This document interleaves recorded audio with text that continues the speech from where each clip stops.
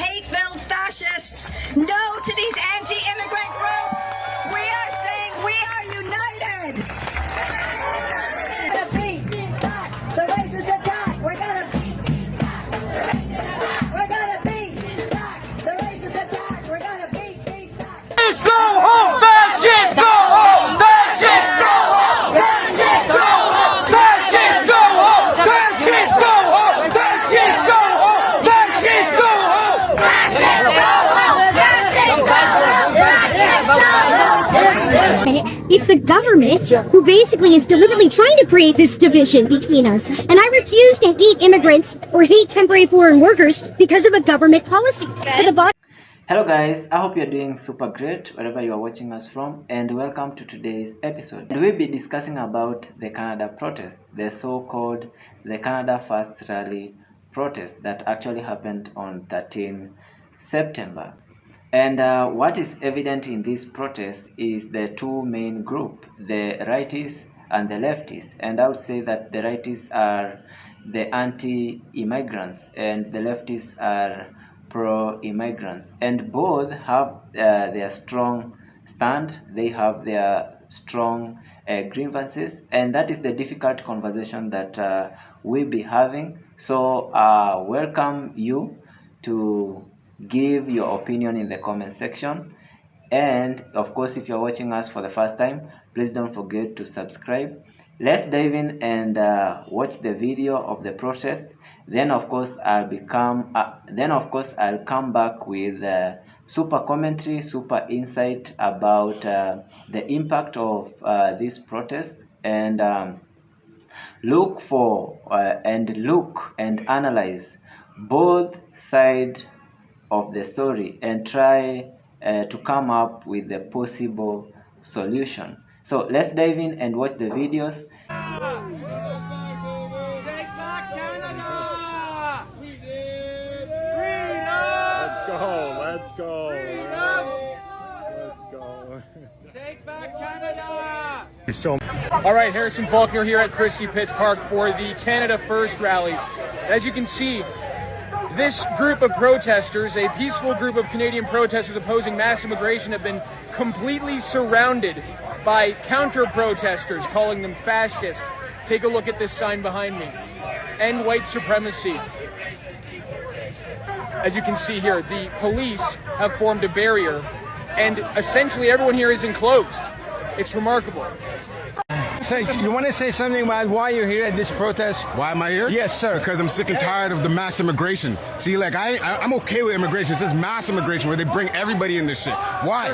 Man, we care about us, bro. Worry about us first. Don't worry about all these other countries. Don't worry about bringing in cheap labor. You know what that is? That's slavery, bro. That's literally the UN said. It's a contemporary form of slavery. Bringing all this cheap labor here, just so what? Just so what? Everything can be cheaper and shit? No, nigga, let it hurt for a little bit. Because we need to work on our people. Our people are what matters. Of hate, try to divide us, try to make some of us, especially immigrants and refugees, racialized communities, fearful of using this space meant for all and cared for by all. Shame, shame.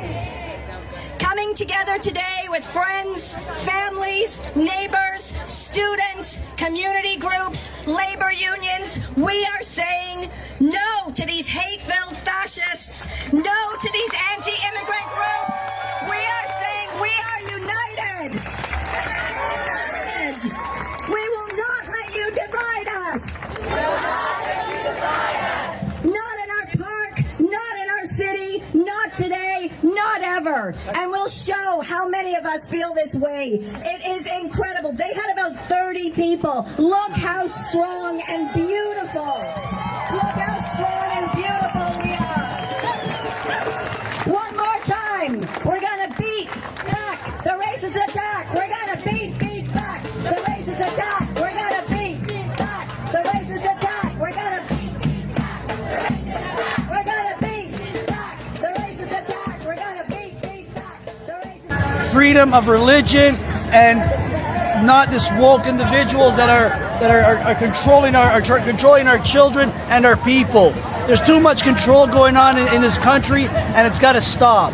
We need more rights, more freedoms for everybody, and we're all equals. But with all this mass migration and unfiltered migration has to stop because we don't know who's coming into the country.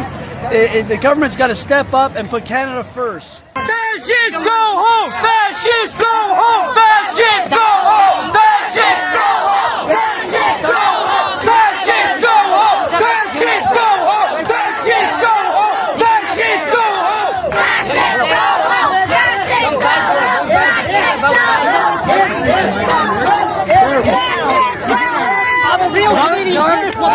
I'm the real government. It's the government who basically is deliberately trying to create this division between us. And I refuse to hate immigrants or hate temporary foreign workers because of a government policy. But the bottom line is Canadian citizens do have to come first, whether they're brown, black, yellow, or green. My son deserves that job first. Okay? Why first? Because he's paying taxes. He was born here. He has a Canadian citizenship. I got merit. Half. Oh my God, he's a neuroscientist. He's paying taxes. He's a neuroscientist. He's a world-class drummer, and he's a chess master. He can't get a job. Okay?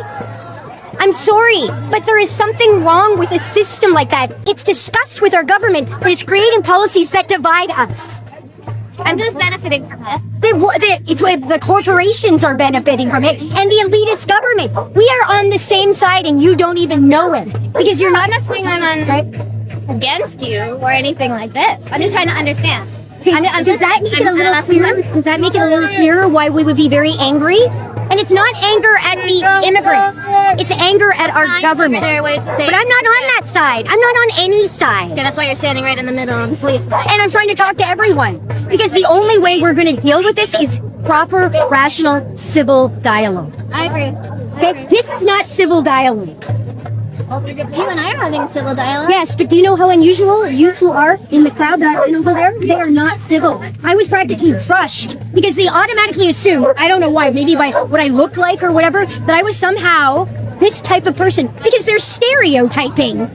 They're resorting to stereotypes. They assume because I'm maybe blonde or whatever and I had a Starbucks in my hand. Like, I swear to God, you guys are just as guilty of it as this side is. Okay.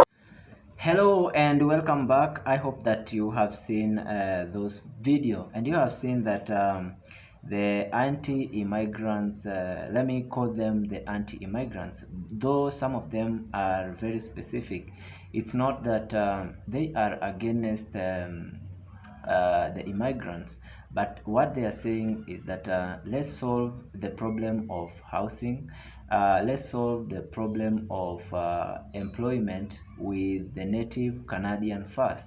And those are the ones that I'll be calling in quotes anti-immigrants. Some of their points is that they are worrying about job and economy.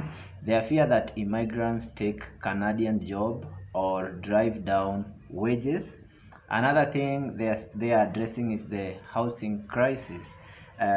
They believe immigration drives housing shortages and high rents, which I feel that that is actually a point. Another thing is what they are saying is that strain on services, of course, claim that healthcare, schools, and transit are overstretched by the newcomers. Another thing is, of course, cultural identity. Worry that Canadian traditions are being repressed or diluted, which is to an extent that is the truth. Anybody of a native country will fear that. Another thing is security and control. That is concern about illegal migration, border control, or losing sovereignty. And of course, last but not least is that political distrust, view that politicians use immigration for votes and not for really solution. And of course, when you go to pro-immigrants, they also have their valid points, and that is also what we'll be looking.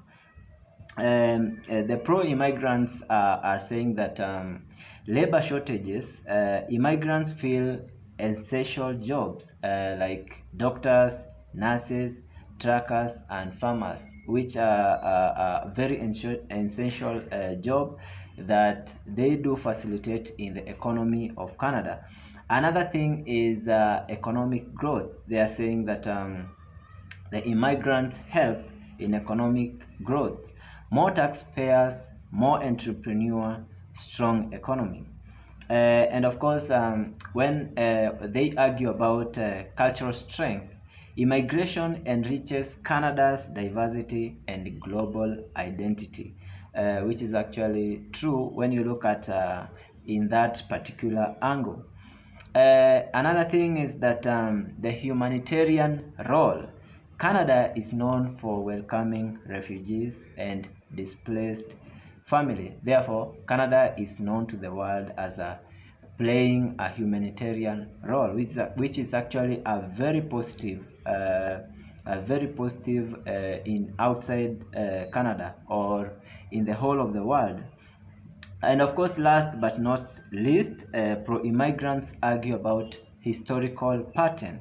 Every immigrant group was first resisted, then integrated and celebrated. And that is what we are going to dive in and look a bit of history of immigration in Canada. Late 1800s to early 1900, European waves, Irish, Scottish, Italians, Ukrainian, Poles, Jewish, and others moved to Canada.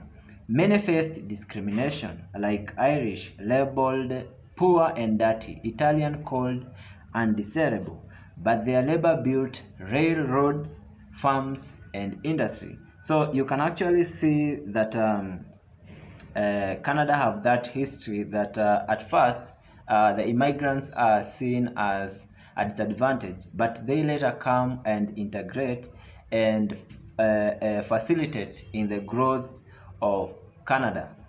And another point I would say, looking at the historic background, is post-World War II. Between 1950s to 1970s, Caribbean and Asians wave. Large numbers of Jamaicans, Trinidadians, and other Caribbeans came through programs like West Indian Domestic Scheme, South Asians, Indians, Pakistanis, Sri Lankans, and Chinese immigrants filled labor gaps in factories, transit, and healthcare. This group faced racism but helped shape cities like Toronto, Montreal, and Vancouver. And if we proceed with the historic background, in 1971, multiculturalism policy. Canada became the first country in the world to adopt multiculturalism as official policy. This defined Canada's global identity as mosaic rather than melting pot. In 1970s to 1990s, refugee waves. Vietnamese, boat people, Somalia and Ethiopia refugees, and Tamil immigrants arrived during crisis. At first, there was resistance, but over time they integrated into Canadian society and economy.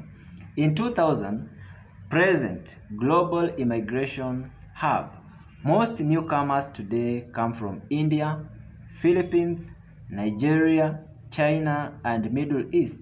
Cities like Brampton, Surrey, Calgary, and Winnipeg have transformed demographically, showing how immigration keeps redefining Canada's cultural map. Each wave faced protest, fear, and resistance at first, but after a generation, they became part of Canadian backbone in culture, food, music, politics, and the economy. Now let's look at the Canada brands. What we know Canada of. We know Canada as multicultural and balanced. Even with tension, Canada remains less openly racist than many Western nations. Protests show grievances, housing, job, healthcare access, but these are solvable issues, not reason to destroy Canada's multicultural brand. Listening to grievances help prevent clashes and keep the Canada for all identity strong. Protecting the Canada brand means addressing real economic issues, avoiding scapegoating immigrants, and staying true to multiculturalism as a core value. So let me know what you think about this protest that happened in 13th in Canada.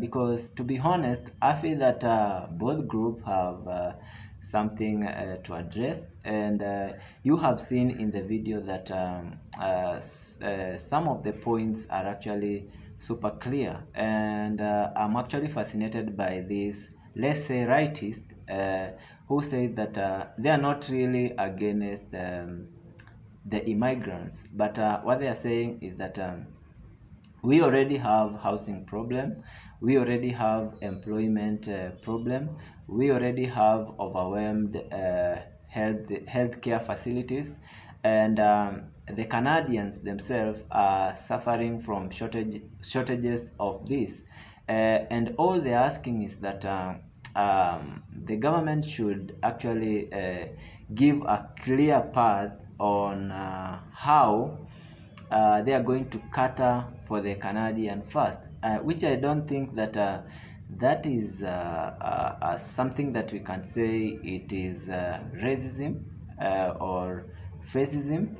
But again, on the other hand, I do agree that in that group of rightists, maybe there are some people who don't understand that fact, and they are just there to actually fight the immigrants, and that is where the pro-immigrants actually come in to explain the important and how Canada and so many Western nations have prospered by the immigrants.